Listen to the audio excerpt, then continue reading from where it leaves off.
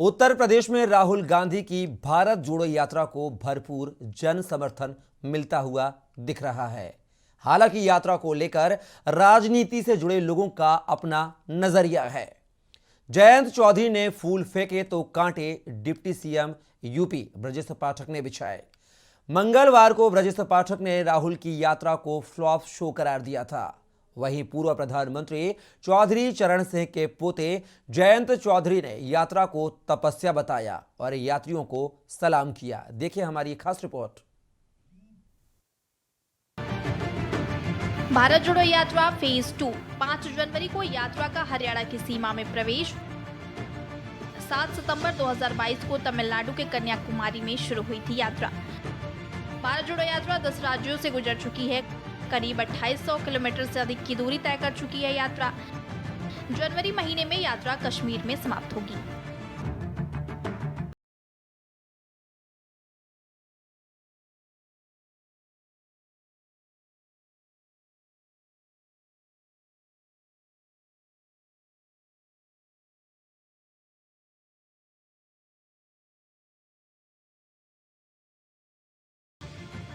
राजनीतिक करवट जो इन 3 दिनों में देखने को मिलेगी वह 3000 किलोमीटर की यात्रा पूरी हो जाने के बाद भी देखने को नहीं मिली।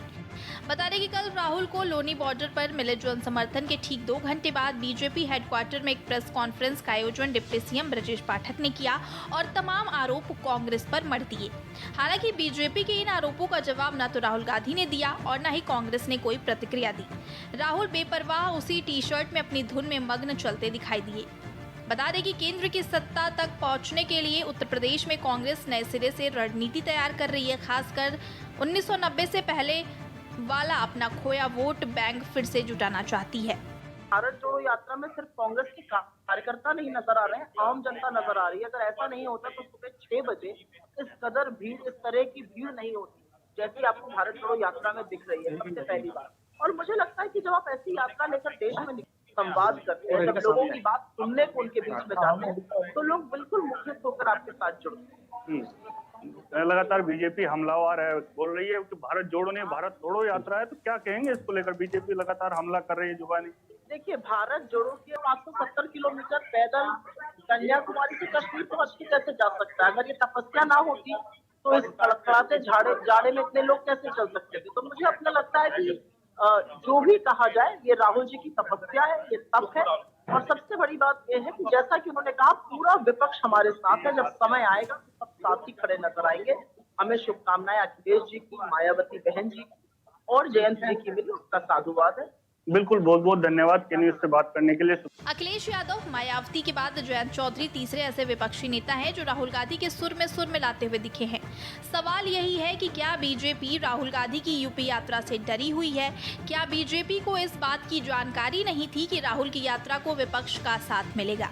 क्या बीजेपी विपक्ष को बटा हुआ मानकर ही अपनी रणनीति बना रही थी? क्योंकि राहुल की यूपी में एंट्री के बाद बीजेपी की जो प्रतिक्रिया मिली है वह आनन फानन वाली है। हालांकि इस विषय पर अभी कुछ भी कहना जल्दबाजी होगा, क्योंकि यूपी के सीएम योगी आदित्यनाथ की कोई प्रतिक्रिया नहीं है। वो शायद बदलती परिस्थितियों पर करीबी निगाहें बनाए हुए हैं। बता दें कि जाटलैंड वाले पश्चिम यूपी में कांग्रेस की काफी लंबे समय से राजनीतिक पकड़ मजबूत नहीं है। बागपत लोकसभा में साल 1996 में आखिरी बार चौधरी अजीत सिंह ने कांग्रेस के टिकट पर चुनाव लड़कर जीत दिलाई थी।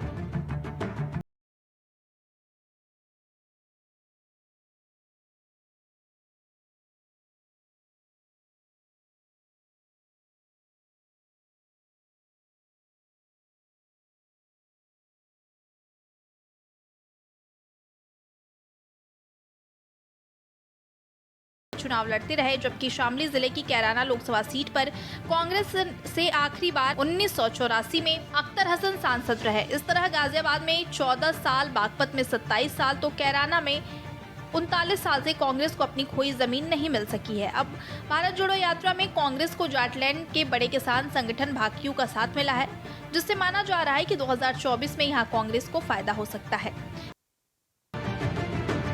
भारत जोड़ो यात्रा फेज 2 5 जनवरी को यात्रा का हरियाणा की सीमा में प्रवेश। 7 सितंबर 2022 को तमिलनाडु के कन्याकुमारी में शुरू हुई थी यात्रा। भारत जोड़ो यात्रा 10 राज्यों से गुजर चुकी है। करीब 2800 किलोमीटर से अधिक की दूरी तय कर चुकी है यात्रा। जनवरी महीने में यात्रा कश्मीर में समाप्त होगी।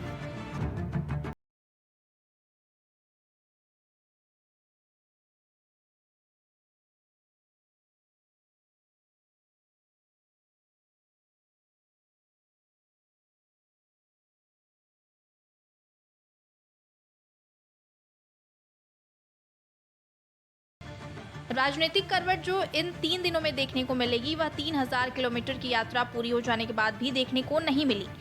बता दें कि कल राहुल को लोनी बॉर्डर पर मिले जन समर्थन के ठीक 2 घंटे बाद बीजेपी हेडक्वार्टर में एक प्रेस कॉन्फ्रेंस का आयोजन डिप्टी सीएम ब्रजेश पाठक ने किया और तमाम आरोप कांग्रेस पर मढ़ दिए। हालांकि बीजेपी के इन आरोपों का जवाब न तो राहुल गांधी ने दिया और न ही कांग्रेस ने कोई प्रतिक्रिया दी। राहुल बेपरवाह उसी टी शर्ट में अपनी धुन में मग्न चलते दिखाई दिए। बता दें कि केंद्र की सत्ता तक पहुंचने के लिए उत्तर प्रदेश में कांग्रेस नए सिरे से रणनीति तैयार कर रही है। खासकर 1990 से पहले वाला अपना खोया वोट बैंक फिर से जुटाना चाहती है।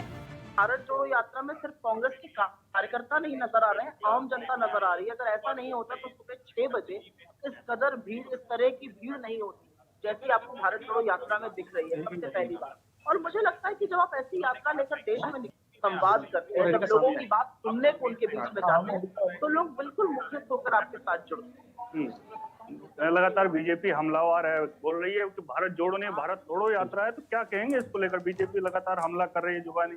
देखिए, भारत जोड़ो के 570 किलोमीटर पैदल कन्याकुमारी से कश्मीर पहुंच के कैसे जा सकता है? अगर ये तपस्या ना होती तो इस कड़कड़ाते जाड़े में इतने लोग कैसे चल सकते थे? तो मुझे अपना लगता है कि जो भी कहा जाए ये राहुल जी की तपस्या है, ये तप है। और सबसे बड़ी बात यह है कि जैसा कि उन्होंने कहा, पूरा विपक्ष हमारे साथ है। जब समय आएगा तो सब साथ ही खड़े नजर आएंगे।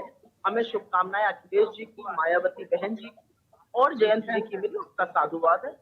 बिल्कुल, बहुत बहुत धन्यवाद के न्यूज़ से बात करने के लिए। अखिलेश यादव, मायावती के बाद जयंत चौधरी तीसरे ऐसे विपक्षी नेता हैं जो राहुल गांधी के सुर में मिलाते हुए दिखे हैं। सवाल यही है कि क्या बीजेपी राहुल गांधी की यूपी यात्रा से डरी हुई है?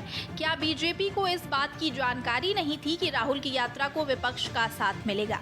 क्या बीजेपी विपक्ष को बटा हुआ मानकर ही अपनी रणनीति बना रही थी? क्योंकि राहुल की यूपी में एंट्री के बाद बीजेपी की जो प्रतिक्रिया मिली है वह आनन फानन वाली है।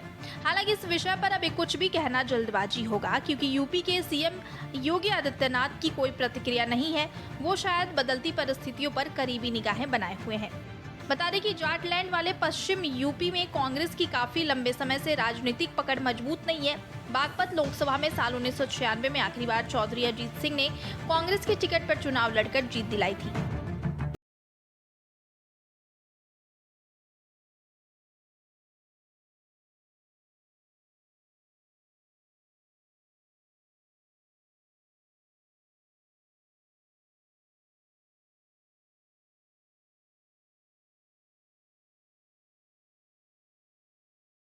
से चुनाव लड़ते रहे, जबकि शामली जिले की कैराना लोकसभा सीट पर कांग्रेस से आखिरी बार 1984 में अख्तर हसन सांसद रहे। इस तरह गाजियाबाद में 14 साल, बागपत में 27 साल तो कैराना में 39 साल से कांग्रेस को अपनी खोई जमीन नहीं मिल सकी है। अब भारत जोड़ो यात्रा में कांग्रेस को जाटलैंड के बड़े किसान संगठन भाकियू का साथ मिला है, जिससे माना जा रहा है कि 2024